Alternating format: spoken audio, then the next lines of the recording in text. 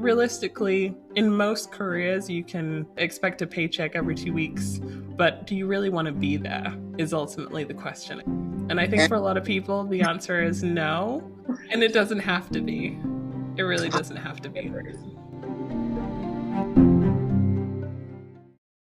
Hello, and welcome to Corporate for the Culture, a podcast where we dismantle the career system and provide the next generation of Black corporate leaders with tools to build the career they deserve. I'm your co-host, Elizabeth, and I'm honored to introduce today's guest. Her name is Yolanda Mercer. Yolanda is an author, educator, and founder of the Gift Institute, a coaching program designed to help individuals discover and develop and demonstrate their gifts to become the best versions of themselves. I'm so happy to have you here today, Yolanda, and we like to start every episode with our guest dimensions of identity. So I am a Black, British, Jamaican woman. I'm left-handed. I am a professional, a millennial, but we'd love to know more about you and your dimensions. So how do you identify today? Yes, absolutely. Well, I'm also a young Black woman residing in Raleigh, North Carolina, and I've been here my entire life. Well, thank you very much. I don't think we've had anyone from North Carolina on the show, so representing. In our previous episode, we talked a little bit about the importance of having a fulfilling career, especially for Black professionals. What we want to think about here is if you're considering a career change, or maybe if you're looking for a little bit more meaning in your current career, what is the role of passion and purpose in career? Do we need it? Is it important? And if so, how do we monetize it?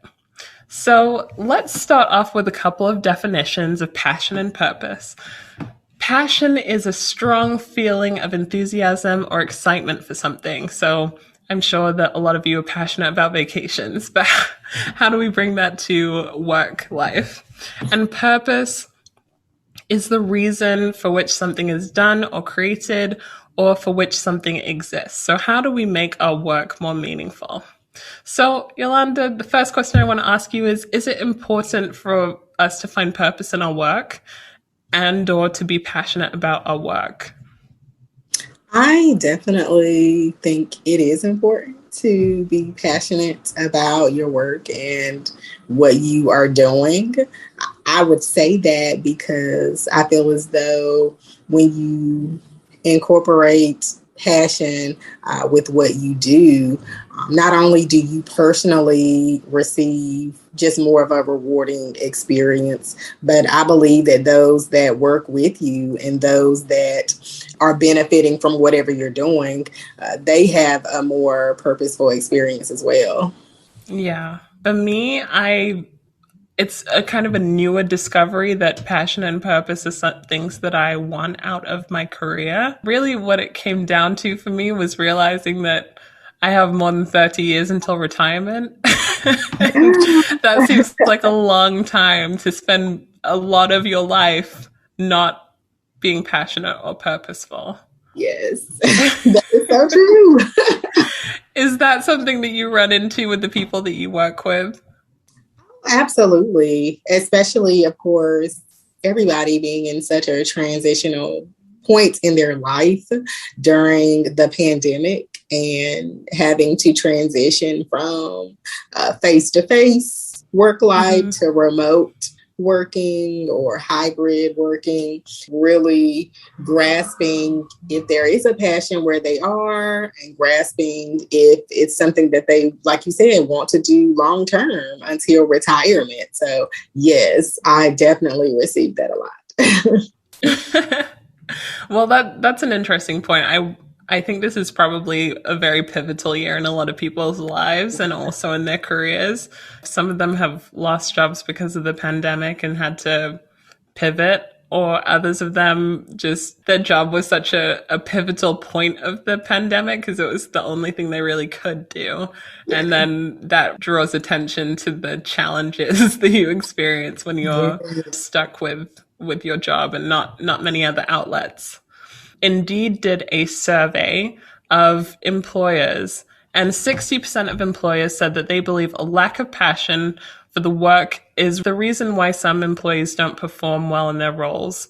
I mentioned before, some people are looking to change careers. Some of that is a voluntary decision and some of it is not voluntary. So it may be that if your heart's not in it, you don't do as well. And then there was, in the same survey, 76% of employers don't believe that passion can be learned, meaning that it's important to take into consideration what you're passionate about when thinking about your long-term career. People that are continuing on in their same role and they don't find passion or purpose in that role, can they discover it, or does that mean they have to go somewhere else?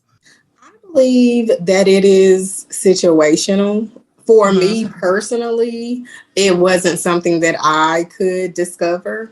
I have transitioned careers a few times, actually. Mm-hmm. I started out in education as a teacher, and then I transitioned into counseling. After counseling, I transitioned into coaching. And Mm-hmm. even though parts of each career field kind of touched each other, it was because of my shift in passion that led me to the next career. So, yeah, I do think that a current career, you can grow in passion if there are certain aspects of that career that can grow while you are there. If things are stagnant and there is no room or space or growth, then no, I do not think that passion can just transpire out of thin air. Right, right. No, those are great points. So this is a good segue into the next question, which is if someone is looking for a new career at this point in time, and maybe they don't fully know what their passion and purpose is, how do they go about finding a career that aligns with that and also discovering what their passion and purpose is? And maybe if you want to talk about it through your experience of going from education to coaching, Yeah, that would be a good illustration for us too. absolutely. I would say, first of all, doing examination of your experience now. So being able to examine, well, why am I not fulfilled in what I am doing? Also examining outside of your occupation, what are areas that you are skillful in, as well as areas that you do find joy in, as well as purpose.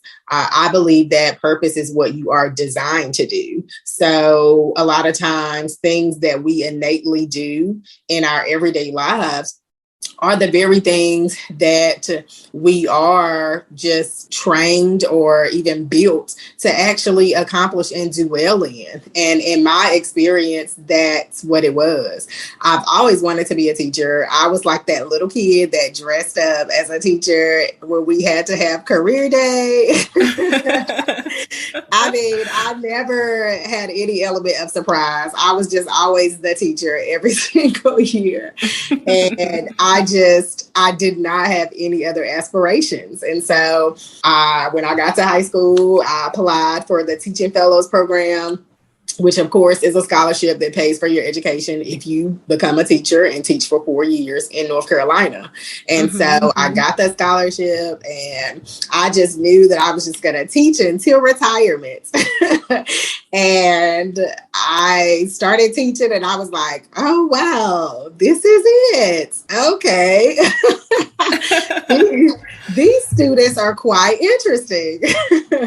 And so I quickly saw that there were so many needs in the classroom, and to have 35 to 40 students in one class and not being able to fulfill their needs as well as my own, it really led me to, like I said, examine, okay, why am I not fulfilled as a teacher? What is it that I am looking for? What are the points in my experience as an educator and in this classroom that I desire? What are my expectations Right. in finding a career? And I just believe that clear expectations, they alleviate disappointment. If I can truly clarify the expectations that I have and finding a fulfilling career, then it will alleviate the disappointment of continuing to be in career fields that do not fulfill me and that I do not have passion for. And so when I was able to sit down and figure out what were those points that really were just exhausting pretty much from day to day, what were points that I desired to change. And that was being able to reach students and not feel as though it were so many students that I could not reach. And so it assisted me in really making that transition into counseling where I could work one-on-one with people and not have 40 people in one room that all have different needs. So it's just like, oh, wow. Now I see, I do have a passion to work with people, but as far as teaching them, my passion is more into helping them. That's why I felt as though my expectations were not being met because I desired to help them and not necessarily teach them. And so when I came to that point of clarity, it helped me to transition into counseling and coaching because I could feel as though it was more of an obtainable goal to be able to help people as opposed to teaching them. And when you have that level of clarity and have that level of understanding in your expectations, then yes, you definitely alleviate a lot of disappointment. Yeah, that's a really good point. That sounds like that five whys activity to me. When you're talking about being an educator because you wanted to teach, and then if you do some further exploration, asking yourself why, a few times or five times, maybe you find out that you want to teach because you want to help. And that's not an inquiry that you asked yourself before. So I think that's Yeah. a really, really good point, really good observation, and it worked for you. So so hopefully it works for everyone else. I find myself asking myself those questions, and not just that, it's for me it's why, and also why now. Because I often fall into this trap of thinking that I have to do everything today Yeah. and don't necessarily think about what is the long term plan. Not, okay, I have to go to the moon today. Okay, how do we build a rocket ship? Let's Yeah. let's start there. So those are really good insights that I really appreciate you sharing with us. Yes. How did you know that you had found your purpose and your passion? Like, what was the point? Was there an aha moment that you were like, absolutely, this is it? When you are actually operating in a field or a skill or a gift that you feel innately drawn to. And not only that, but you don't feel as though it is a job and you don't feel as though it is a chore, but it Right. makes working easy. It makes sacrificing easy when you can really distinctly identify this as your purpose and what you were designed to do, not even for your own personal gratification, but also who you are affecting. For me, that was a major light switch that went off when I transitioned to coaching, was just knowing that other people were dependent on me to show up. And I myself did not respond or feel in a way that it was a burden, but it Right. made sacrificing easy. The time and the energy that you put into what you are doing, and you know that it is for a certain purpose because it is what you are designed to do. So I would definitely say those are the main reasons or indicators of knowing when something really is your purpose. Completely agree. I could not agree more. So you mentioned a little bit earlier about looking at the things that energize you and deplete you. I really like that idea. When you apply it to passion and purpose, that's really interesting because I'm sure that people that are passionate and get purpose from the work that they do probably feel more energized than depleted Yeah. throughout their days. I So absolutely agree. So there was an article from the Harvard Business Review continuing on with this theme of noting down what energizes and depletes you. You can also note down throughout the day how much time you spend on each of the following mindsets, and this is around the topic of purpose. So for your career, your job, you might separate your day out into your job mindset. So how often are you thinking about your paycheck? How often are you thinking about the duties that you have to perform in exchange for compensation? How much time are you thinking about your career? So promotions, your title, power, the size of your team, your sphere of control. And then how much time are you spending on purpose? So are you feeling passionate? Are you feeling innovative? Do you have a growth mindset? So these are all things that you should be considering throughout the day in order to determine how much focus you have on your purpose versus the minutia or the achievement accomplishment. Because realistically, in most careers, you can expect a paycheck every 2 weeks, but do you really want to be there is ultimately the question. And I think for a lot of people, the answer is no, and it doesn't have to be. It really doesn't have to be. Yes, I definitely agree. Just with what you were saying, it doesn't have to be.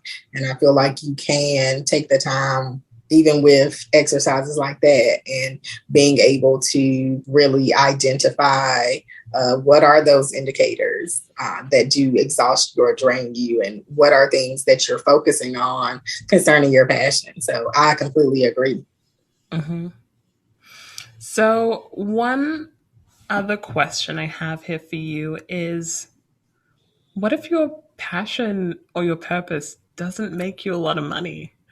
What if you're in a career that you find soul destroying? And you Oh think, I'm not talking personally, I just know that there is a listener out no. there that's Yeah. just like, wow, those Mondays come around quick, you know? Yeah. Um, so, what if you're in a career that does what you need it to do for you financially or in terms of stability or in any other measure that you would deem to be positive, but your heart's not in it, Yeah. it doesn't mean anything to you, but what you're interested in doesn't seem like it's going to pay off in terms of the paycheck or the stability. I would say to not lose the passion for, what you desire to do. If you have not quite gotten to the point where you can monetize that passion, I would suggest hiring a business coach that can assist you in making that transition to monetize your passion. Before the pandemic, I was full-time employed in higher ed, and I was coaching part-time, and it was not allowing me to do it full-time because I was not bringing in a lot of money from it. It was just something that I was passionate about, but I was still at my full-time position at the university. And Mm-hmm. so I invested in a business coach that really was able to teach me tools that I could utilize and Mm-hmm. effectively implement in my coaching business that allowed me to scale my business.